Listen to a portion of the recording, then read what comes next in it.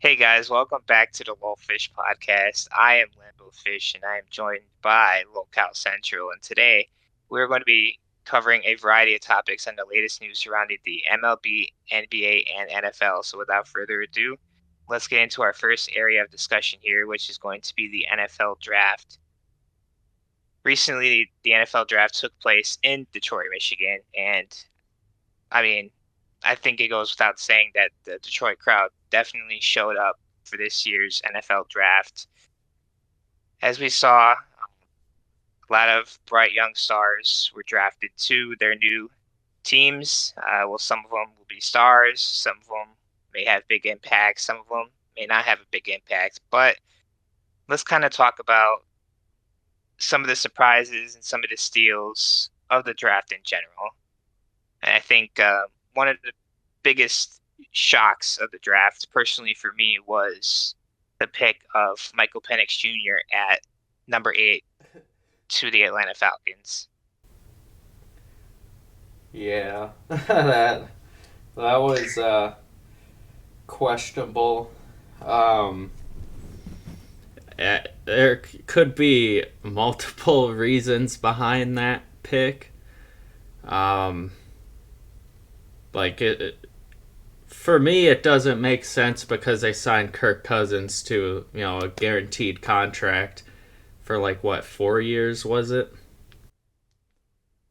Yeah, they definitely gave him some big money this offseason, and I feel like that's kind of where some people are confused about it because if you're going to go out in free agency and you're going to give somebody like Kirk Cousins a big contract, it may have been like 4 years, 120 million, something like that off the top of my head that they gave him, and to then with your first round pick super high, picking a quarterback who seemingly the Falcons believe will be their quarterback of the future. And you know, in some ways, I understand it. I get it because if you look at like Green Bay, who has done it in the past, where they draft a quarterback right in the first round and they let him sit and they let him learn for a couple years behind the starting quarterback. But in reality, like my biggest issue with that is that Penix is already 24 years old. So by the time Kirk Cousins is done with his contract, Penix is going to be 27, 28 years old already. So he's already going to be older. And that's kind of where I see the issue with if that is the reasoning behind why like they would decided to go with Penix here. Yeah, I know a lot of people are have like a conspiracy theory that maybe Atlanta will have to forfeit like some picks next year where they would probably have taken a quarterback at some point and have it more planned out because of, Kirk Cousins kind of like talking in interviews about meeting with them beforehand. But it it could work out with them having Penix, be older because, Steve Young, he wasn't good until he was like 30, 31 years old. So, I mean, anything's really possible at the end of the day.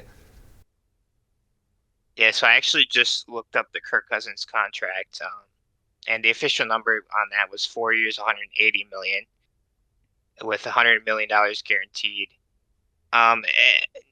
Listening to the press conference afterwards, I believe that they had kind of mentioned how they feel they're not going to be picking as high like this before, so they kind of wanted to get their guy now while they aren't going to be picking that high. But again, my biggest issue with it is just if they were wanting to do something like this, I feel like they should have taken somebody younger, like a JJ McCarthy, for example, where if they wanted to replace Cousins, say after 3 or 4 years, they would have somebody who's, like 23 or like in that age realm instead of somebody who's going to be like 27, 28 already.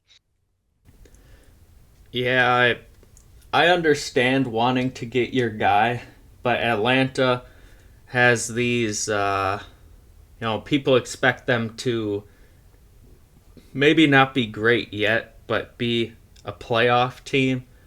So I think they probably should have went all in and then they can worry about it later. But I understand with Kirk Cousins coming off an Achilles injury where, maybe he isn't that good and they just, bench him at some point, maybe halfway through the contract. But, I read somewhere that it's only guaranteed for like 3 years. So, like, the fourth year, they could just, kick him to the curb and put Penix there. Yeah, like you mentioned, a lot of people are kind of expecting the Falcons to be a playoff team, and kind of with that, potentially they could have used that pick to get, a potential star, in the top 10 of the draft. But yeah, I don't know. It was kind of confusing. We'll see down the road if it ends out working out for them. Like you mentioned, maybe, after 3 years, they move on from Kirk Cousins and go to Penix. I mean, if Cousins happens to get hurt this year, then they have maybe an older, quarterback that can come in and replace him. So maybe their like playoff hopes wouldn't go down the drain with him getting hurt, because we've seen it, with Aaron Rodgers. When Aaron Rodgers would get hurt, like season's pretty much over then. So I don't know, having somebody like Penix to potentially come in if Cousins were to get hurt again at some point. Hopefully that doesn't happen, because I don't wish that upon anybody. But maybe part of their strategy is to have a high draft pick backup now, so that if Cousins does get hurt, that draft picks can come in and hopefully like continue their playoff hope season. So I think Kyle Pitts will have a much better season, but I truly believe Atlanta probably should have taken like a wide receiver. It's like Rondale Moore is serviceable. He's kind of a speedy guy, but they have Drake London and Darnell Mooney's okay. But after that 1,000 yard season with the Bears, he never really did much. And then they have Ray McLeod. So their wide receiver core isn't all that great. And I think a lot of that is kind of coaching too, because like you mentioned, like Kyle Pitts really hasn't been used. Last year, you could argue that Bijan wasn't really used as much as he probably should have been. I mean, when you got like you draft a shiny new running back in the first round, but then in some cases you have Tyler Algier like out there like out snapping Bijan. Like, to me, that just doesn't make any sense. And I suppose like maybe Algier has the hot hand, or maybe you want to use him in certain circumstances, but you go out there and you use a high draft pick on a Bijan, you go out there and use a high draft pick on a Kyle Pitts, and just not really use them at all doesn't really make any sense to me. Yeah, Arthur Smith, he wasn't all that great of a head coach. He'd go long stretches. Like Bijan was like not exactly benched, but like they said he was like sick once, so he only had like 9 snaps or something in a game, and that's crazy to me because you have football players going out there with like fucking, you know, torn hamstrings and shit, and they're running, and you have a guy sit out because he has a cold. Like that's insane. Yeah, so I mean, again, we'll kind of see how things play out for the Falcons, and will Penix end up being a nice pick for them, or will we not really see any of Penix in the future? But I mean, speaking of Michael Penix, Penix was one of 6 quarterbacks to go in the first round out of all the six quarterbacks that ended up going in the first round, which quarterback do you think like found the perfect home? Honestly, I would probably say either Caleb Williams. You know, they have a lot of people for him around him, a lot of weapons. So he probably has the most pressure because if he doesn't do good, you know, with all these guys you have around you, it's kind of hard not to do well, if that makes sense. But I think either him or I mean JJ McCarthy, they have a good running back, so that might take some pressure off of him as well. Well, I was thinking about the question. Those two were also the ones that kind of popped into my head. As you mentioned, Caleb Williams is kind of going into a team that has a lot of weapons around him. Keenan Allen and DJ Moore and Adunze. So, and DeAndre Swift at running back that they signed. So they definitely have some really good offensive weapons around him in which they're setting him up to succeed by giving him these types of weapons. And then, JJ McCarthy throughout the whole offseason that was kind of rumored to be the Vikings like guy, like that's who they wanted. So for them to get him at 10, I feel he kind of goes into a good situation in Minnesota where you have like Justin Jefferson and Aaron Jones now and Jordan Addison and TJ Hawkinson. Again, he has these offensive weapons that are around him that could potentially help him to succeed as well. The Washington Commanders with Jaden Daniels, you know, they in the offensive line rankings, they're second to last. That could possibly be very bad for Jaden Daniels because we know he likes to run and he's pretty good at it. But if teams can limit that and he's forced to throw almost every down, there it's going to be very difficult for him to succeed in Washington unless they start, you know, getting guys on the O line and or they just step up and have a good year. Yeah, quickly looking at their draft tracker here, they did take one offensive guard in the third round, and that was it. So I feel like you mentioned, right now they're like have one of the worst ranking offensive line.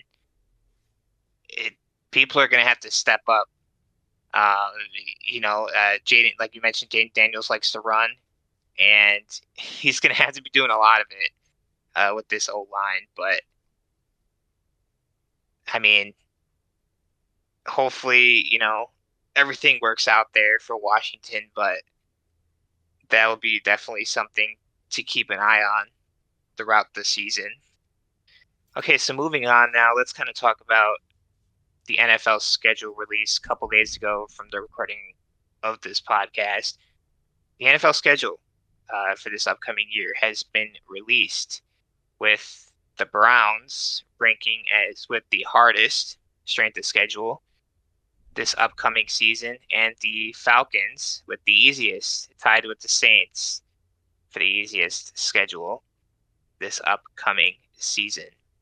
So, how important do you necessarily feel the strength of schedule ranking is? Because they kind of base it on the opponent's combined 2023 win percentage, but for some of these teams, with additions and people departing the team, so how much impact would you say like the current strength of schedule like has on these different team like predictions? I mean, obviously it's something to, you know, look at, but it only calculates your opponent's record. It doesn't put into consideration, like you said, people leaving and, you know, bad teams getting a bunch of new players. Like, look at the years, Aaron Rodgers got hurt, right? When he broke his collarbone, we had a bad season. But the next year, they're good again. So it doesn't really take into consideration a whole lot of, you know, things that aren't number related. And just, it matters to an extent, but at the same time, it kind of doesn't. Like you had mentioned with that, I think it's definitely something to kind of. I mean, I get it, right? Because we don't necessarily know how things are going to pan out this year. You can only look, at these teams on paper, right? Like, so you need some kind of like numbers and some kind of records to like go off of for these strength of schedules. But as we were kind of talking about, I mean, take it with a grain of salt. Teams, make additions, teams lose people, things happen. So for them to base the strength of schedule off of the teams from last year, a lot of these teams can be drastically different. So while one team's win percentage could be, 500 something last year, their win percentage this year could drop down to, 400 something.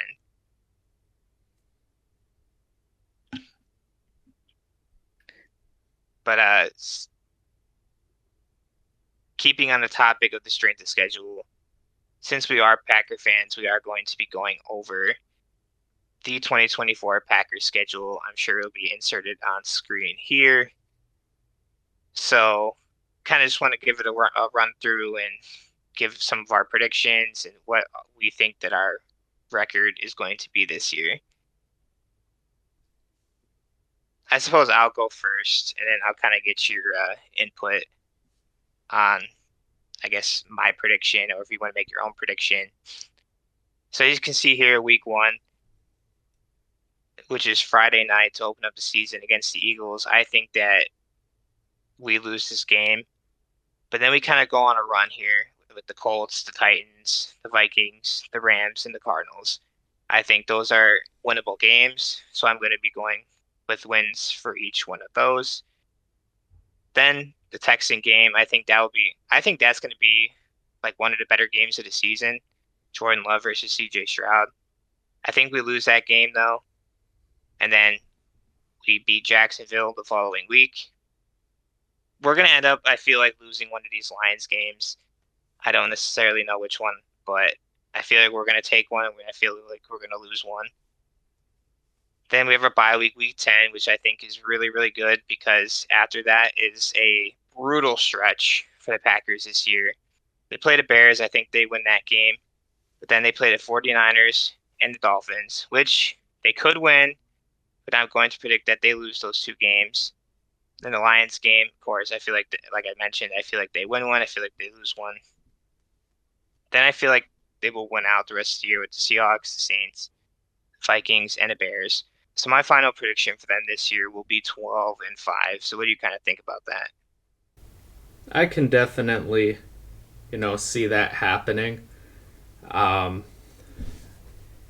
I I think week 7 to week 14, a bunch of those games are 50-50 games. It can go either way. Um, and the Philadelphia game, especially it being in Brazil, you know, not really being a home or away game for either one of them. It could go either way. But we know Packer fans travel well, and, you know, there's Packer fans all over the world. But I, I can definitely see them, having a similar record they did last year, or even, as high as 12-5. I just starts with week 7 to 14. If they can win those games, or at least, most of them, they definitely have a shot at being a high seed. I think they'll be a playoff team regardless, but, we'll just see how far they can go record wise. Yeah, I think it's good that they're playing the Eagles week 1 because I mean the Eagles are a dangerous team, and I feel like week 1 some things are kind of a lot of questions are still being asked and unanswered, and still trying to figure things out. Get back into the groove of the NFL season. So if there's any time to be playing the Eagles, it's probably good that they're playing in week 1 because it's more 50-50 because you just don't know how teams are going to start the season. And the fact that, it's in, I say neutral territory, but, like you mentioned, like Packer fans travel well. And I believe there are a ton of Packer fans in Brazil. So, technically, I believe, we're the away team for this game, but it could end up maybe feeling more like a home game, which feel will be kind of beneficial. And again, as you mentioned, week 7 through 14 is a brutal stretch. From week 13 to week 16, they have 4 primetime games: Thursday night, Thursday night, Sunday night, and Monday night. So that stretch right there in itself is going to be brutal. But like you add teams like the Texans and the Jaguars and division games like the Lions and the Bears, and I mean the 49ers are the 49ers, the Dolphins are the Dolphins. So that's just that part of the schedule I think is definitely going to be a huge factor in determining like the record. Hopefully they win the majority of them, but I feel like that is probably the most important stretch of the season. And I think with that, with the bye week being week 10, I think our bye week is definitely in a good position that, we can rest up before going into that stretch of 4 primetime games, 4 tough primetime games, I might add. Yeah, I agree with a lot of that. Those main games are going to be the determining factor of how well, or how the season ultimately goes.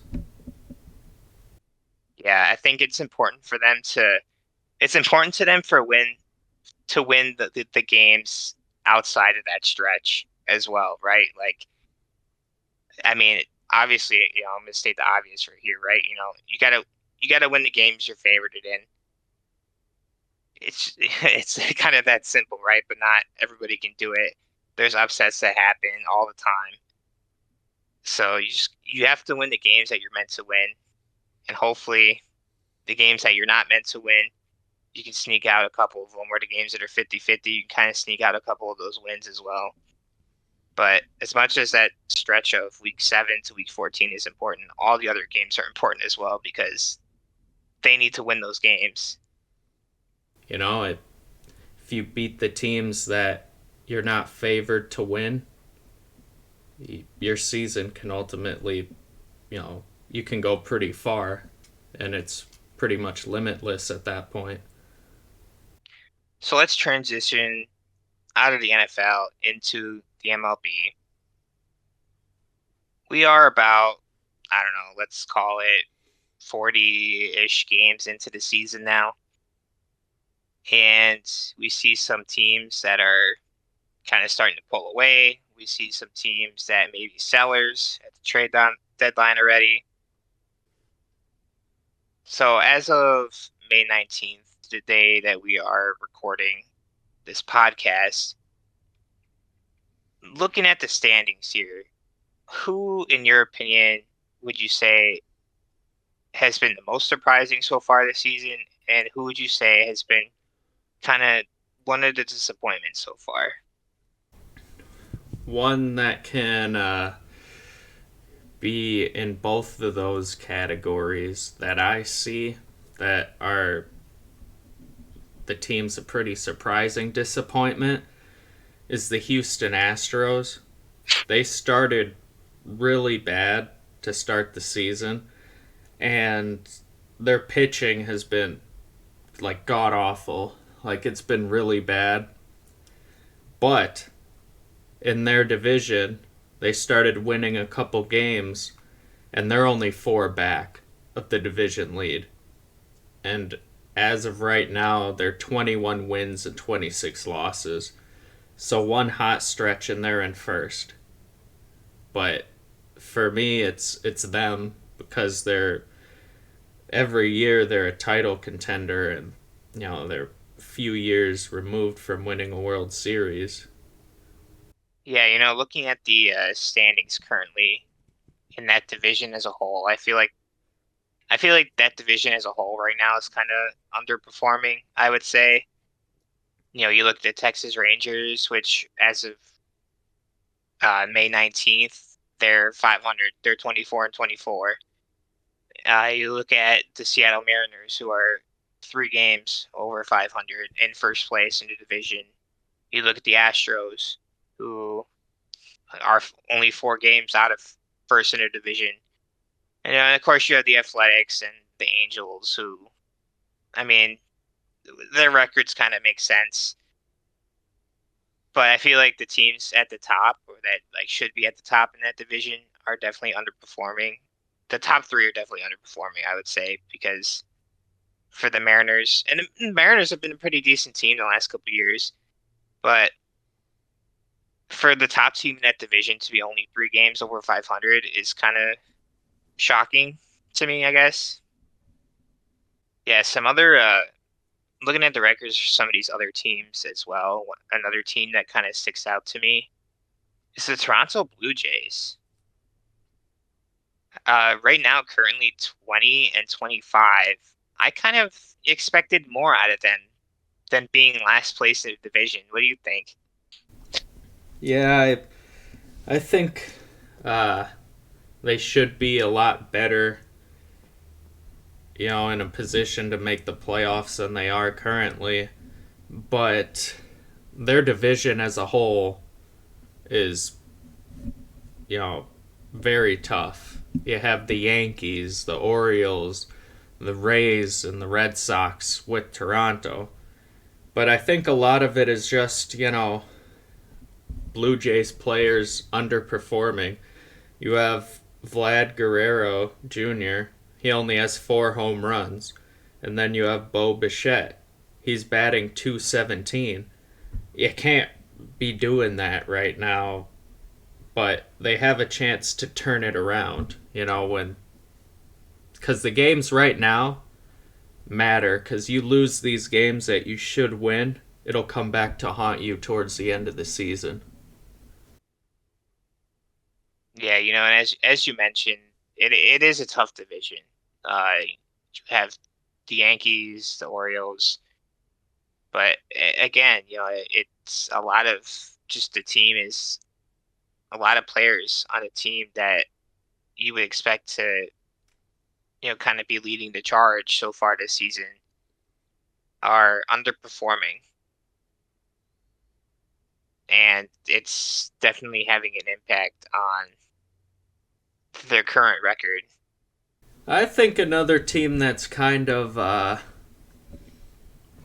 two of them that might be a little surprising is the NL East, because the Braves, they have a good record, but they're 4.5 games out of first.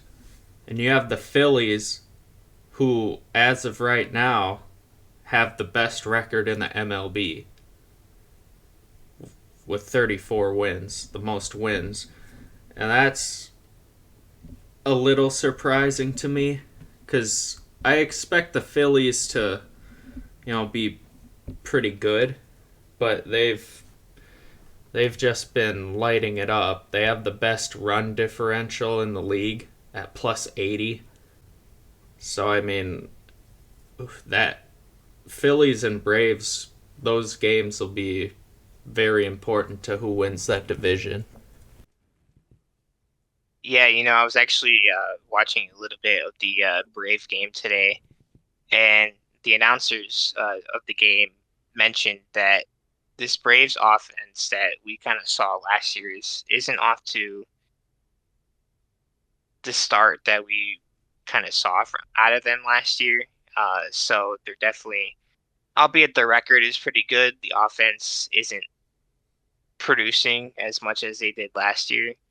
But I mean, as you mentioned, the Phillies are definitely hot right now, to say the least. I mean, in their last 10 games, they're 8-2. As you mentioned, they have the best like total amount of wins in the league so far with 34, one ahead of the Yankees and two ahead of the Dodgers at the time of this recording. So I feel like the Braves will eventually kind of. I mean, I feel like they'll turn it around. They have too much talent to not turn it around.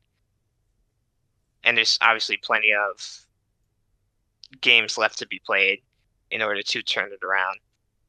But the Braves will. I see no reason that they shouldn't be a playoff team. But I am super excited to watch the Braves and the Phillies um, just throughout the season. But like when it comes to playoff time, if these two meet each other, I feel like those games will be really really entertaining. Yeah, for sure. I agree with that.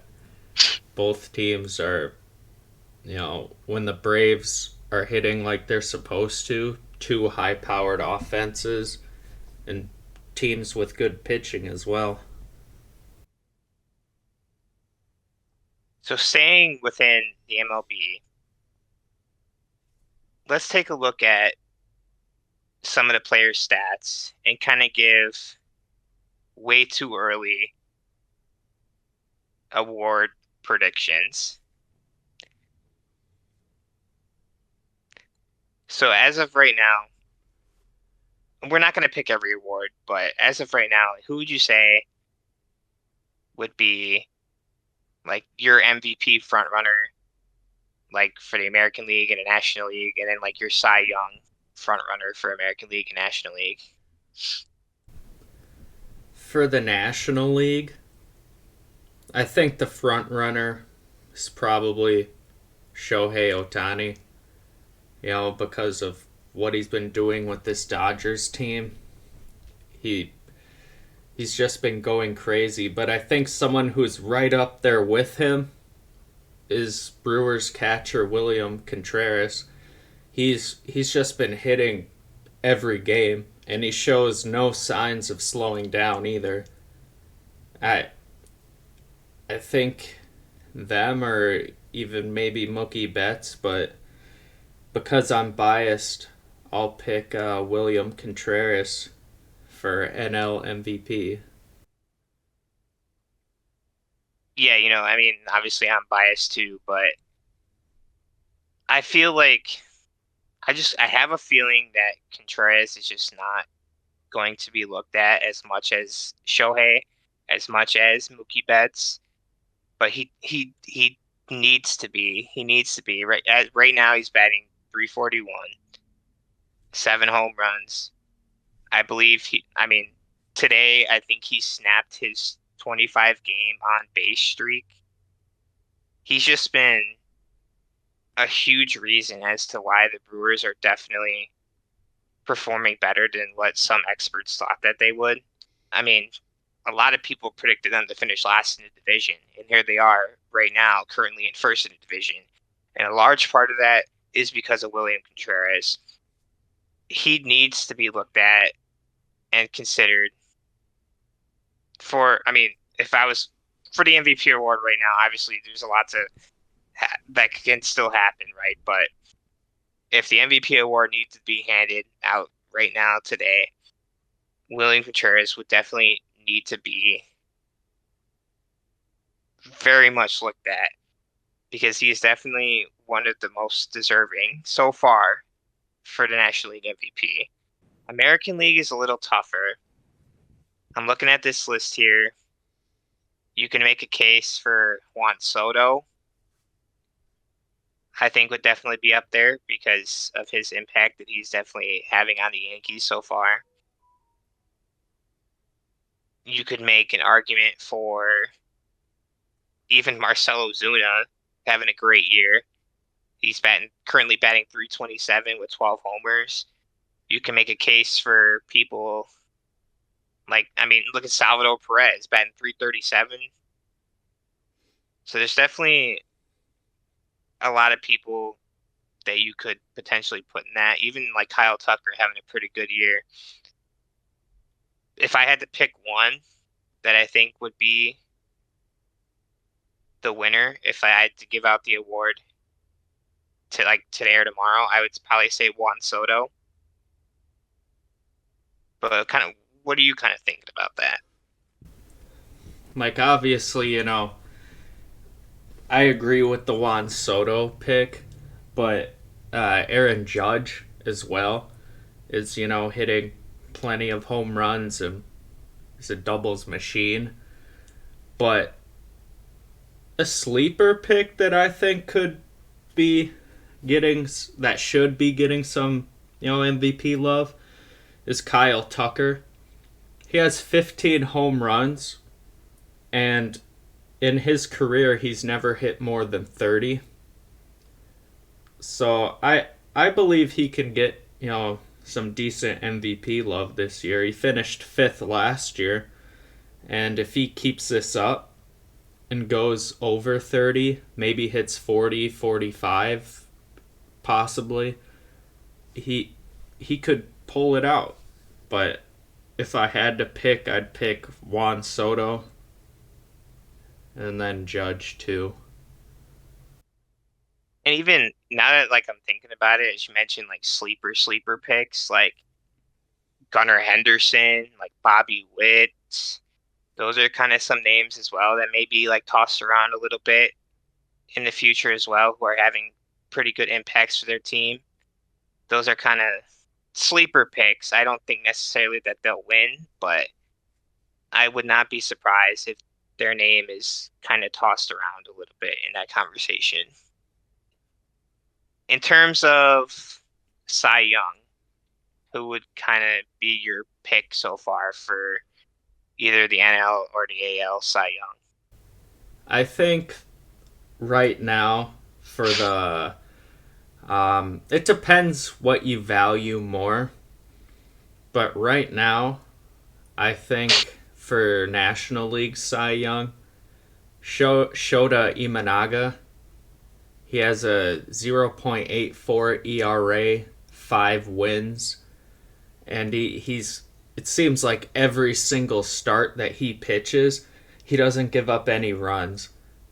At most, he might give up two, one, but he's just been very valuable to this Cubs team. But I think for my 2 and 3 kind of like sleeper picks, this isn't really a sleeper pick, but Ranger Suarez, he has 8 wins and he has a 1.37 ERA. If he can keep that up, he might finish, top two or even take the Cy Young. But someone I'd like to, give a shout out to that's doing pretty good is Chris Sale from the Atlanta Braves. Right now he has 6 wins, 1 loss, and a 2.54 ERA. He's striking out like 10 guys a game almost. I think he can finish top 10 this year if he stays healthy. Yeah, so for NL Cy Young, I mean, we definitely need to talk about the Cubs pitching because they have two guys in Imanaga and Assad who are pitching lights out for them. As you mentioned, Imanaga has an ERA under one. Assad has an ERA of 1.49 currently. Imanaga is 5-0. Assad is 4-0. These two are definitely like performing very, very well for the Cubs.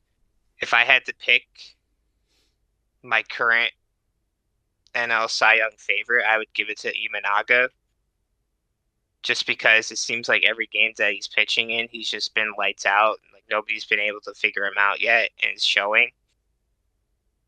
But I can definitely see Ranger Suarez because he's 8-0 right now with an ERA of 1.37. I mean, Assad might get some love as well. But if I had to pick one for NL, I would definitely currently say Imanaga of the Cubs. For AL, there's definitely a couple names currently as well. One being Seth Lugo for the Kansas City Royals, who's currently 7-1, 1.79 ERA. Tariq Skubal, who's doing really well so far for the Detroit Tigers, 6-0, 1.8 ERA. John Gray as well for the Texas Rangers, albeit the Rangers' record isn't that great right now. I mean, really, neither is the Tigers, but I mean, John Gray's 2-1, 2.08 ERA.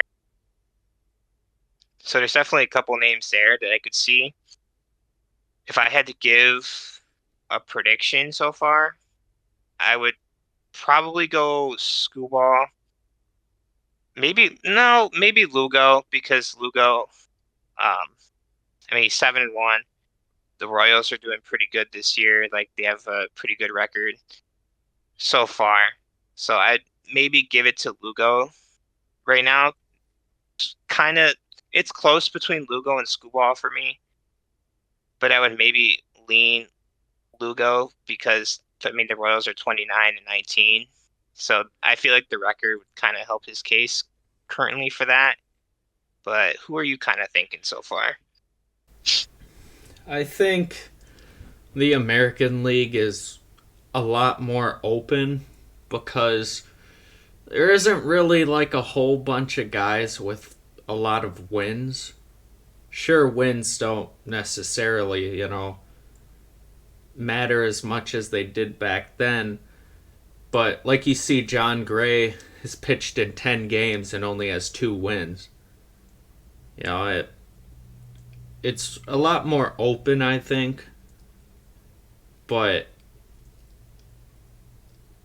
right now, I'd probably go with Lugo or Skubal, but there could be guys like, Cutter Crawford. He had a crazy ERA under 1 at one point in the season, and it there could be some guys that emerge that, aren't in contention now. Lugo could possibly, you know, or Skubal get lit up and their stats skyrocket, but I'd probably go Lugo as of right now.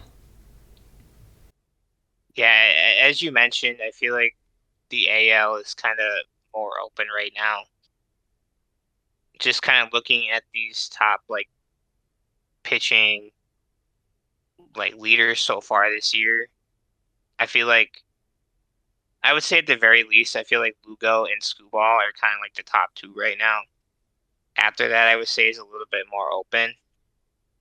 But yeah, I mean, you could, like you mentioned, Lugo may have, a game where he gets lit up, then his ERA skyrockets, and we're having a totally different conversation right now. But I would kind of, as I mentioned before, I'd kind of get the edge to Lugo right now, just kind of based on the Royals' record and just how well that they're doing this year. That's why I would kind of give him the edge. But Skubal is right there. Skubal has more strikeouts and has less walks than Lugo. Skubal has like his opponent batting average is less than Lugo's. So, I feel like it's close between those two right now. But I feel like I'm kind of giving it to Lugo just kind of based on the records currently and the impact that they're having on their team. That's why I kind of gave it to Lugo. But yeah, I feel like apart from those two, it's kind of open right now. Lastly, let's talk a little NBA here. I just want to give a quick shout out to these NBA award winners, as we saw Rudy Gobert win the Defensive Player of the Year, Nikola Jokic win MVP again, Tyrese Maxey with the Most Improved Player, Stephen Curry with Clutch Player of the Year, Victor Wembanyama winning Rookie of the Year, Naz Reid winning Sixth Man of the Year, Alex Caruso winning the NBA Hustle Award, and Karl-Anthony Towns being awarded the Kareem Abdul-Jabbar Social Justice Champion. With that, we also saw the NBA lottery take place where the Hawks were awarded the first overall pick with, I believe, like something crazy like 0.3% chance of winning the first pick. But ultimately, we do see the Hawks win the first pick in the lottery. So, in your opinion, who do you think the Hawks are taking at one? I think they're pretty much only going to take one guy. This is a relatively weak draft class. It could be one of those trying to find diamonds in the rough, but I think they're going to take Alex Sarr.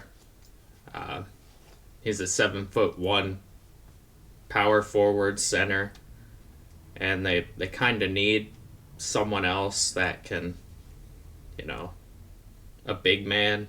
They they really only have two guys on the team that are worthwhile, and DeJounte Murray and Trey Young. So they kind of needs a little bit of size because Clint Capella could possibly be leaving. He's in the final year of his deal, so they might need a replacement. Yeah, out of all of the potential guys that we could see go one, I think Alex Sarr kind of makes the most sense for them. I mean, like as you mentioned, Clint Capella is entering the final year of his deal, and there could be a clear pathway for Alex Sarr to kind of fit his way into the starting lineup there. You know, he's a guy 7'1". He's going to block some shots and help you defensively. So I feel like it's kind of the not necessarily safe pick, but I kind of feel like he should go number one here. And I would be kind of surprised if he didn't.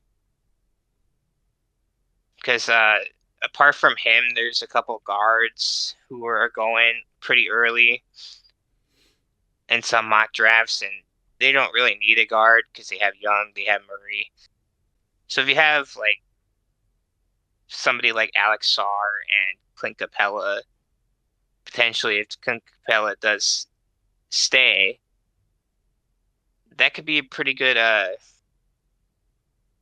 defensive scheme that the Hawks could run, having those two guys in there along with Young and DeJounte Murray as well. So I feel like it kind of just makes the most sense for them at one. Them picking Sar, them getting this first round pick, I think helps save the Hawks from making any trades of either shipping out DeJounte Murray or Trey Young. I think they keep them now. Like, last year they had a lot of trade rumors with those guys. I don't think they'd even think about getting rid of those guys because Sar can help bring, you know, legitimacy back to Atlanta. They were a couple years removed from a conference championship, series, but who knows? Yeah, it is kind of crazy to think about just that just a couple years ago the Hawks were in the Eastern Conference Finals, and to now see them ever since then kind of just get worse and worse and worse record wise a little bit to now ultimately having the number one pick. We did see those rumors a little bit last year. I remember seeing some with DeJounte Murray potentially being traded, but this, like you mentioned, can kind of maybe halt those trade discussions a little bit. I mean, obviously, we could still see some of those come the trade deadline if somebody makes a crazy offer for one of them. We could see it happen, but maybe it kind of just pulls it back a little bit there. Keeping on the topic of the NBA, we are also currently in the middle of the NBA playoffs with the conference finals starting on both sides. We have the Celtics versus the Pacers and the Mavericks taking on the Timberwolves. In your opinion, with only four teams left here, who would you say has the best chance in winning a championship this year? I'm going to say on the East, I think it's more one sided. I think Boston's going to beat Indiana. Uh, I don't think it'll be easy. Indiana had a lot of grit to come back and defeat the Knicks, but granted, the Knicks were pretty injured. But I think Boston beats Indiana pretty easily. My one and two, I think it's going to be Boston and then the Timberwolves. I uh, I think it's going to be one of those two teams. Dallas can, pull it out, but I the way Minnesota's been playing, the way they took out the Nuggets, uh, in 7 games, hard fought series. I think either Boston or Minnesota can pull it out. Yeah, from the start, I feel like it was kind of, I feel like the Celtics were kind of, it was their conference to lose. In my opinion, I feel like they were kind of just not, they were above all the other teams by a pretty decent margin. I mean, the Knicks were pretty good. The Knicks were the 2 seed, but yeah, they were banged up. Bucks were the 3 seed. Yes, they were banged up as well, but they kind of just weren't gelling as a team this year. So I feel like it was kind of the Celtics conference to lose. So my pick would be the Celtics. I do think that the Pacers like may take a game, may take 2 games, but I feel like the Celtics will kind of run away with it. In terms of Timberwolves and Mavericks, I'm also going to go Timberwolves. I feel like the Timberwolves have a lot of size, and I feel like that's something not necessarily that the Mavericks have. So, there was also kind of some speculation about like Luka not playing defense that I was hearing a little bit. So, I feel like, as we kind of saw, like how the Timberwolves were able to take out the Nuggets, I feel like it would kind of be closer than like the Celtics and Pacers series. I feel like Minnesota will take that one though. In terms of Minnesota versus the Celtics, I think I still think it's the Celtics year. I still think it's the Celtics year. They had a really good regular season. I think I think the Timberwolves are a young and upcoming team with one of the best players in the league in Anthony Edwards, and I feel like that they will definitely be in this position again. Along with the Thunder, also the Thunder lost by 1 point, so they'll definitely be back with all those first round picks that they have. But in terms of who do I think will win it all this year, I have to give it to the Celtics. I just think it's their year. Yeah, I can definitely agree with that. Either way, you know, if it is a Minnesota Boston finals, I think it's going to be difficult for either one to pull it out, and it's going to be a battle. Yeah, it would definitely be a good series. Not something that like one team's gonna run away with it. I think, as we saw, like Minnesota taking out the Nuggets in Game 7, right? So they're gonna fight, and I feel like it's gonna be. I feel like that would definitely be an entertaining series to watch. with Tatum and Edwards and Jalen Brown and Karl Anthony Towns, and it's just each team has some very good pieces to where they can definitely pull it out. But I still think that we are going to be seeing the Celtics win it all this year. So I think that this is a good point to wrap Ep.4 of the LolFish podcast up. If you guys did enjoy, please consider clicking that subscribe button, and also please consider clicking that like button. If you guys are interested in going to one of our channels will be in the description below. Again, I am LolFish, and I am joined by Cow Central, and we will see you guys in the next podcast episode.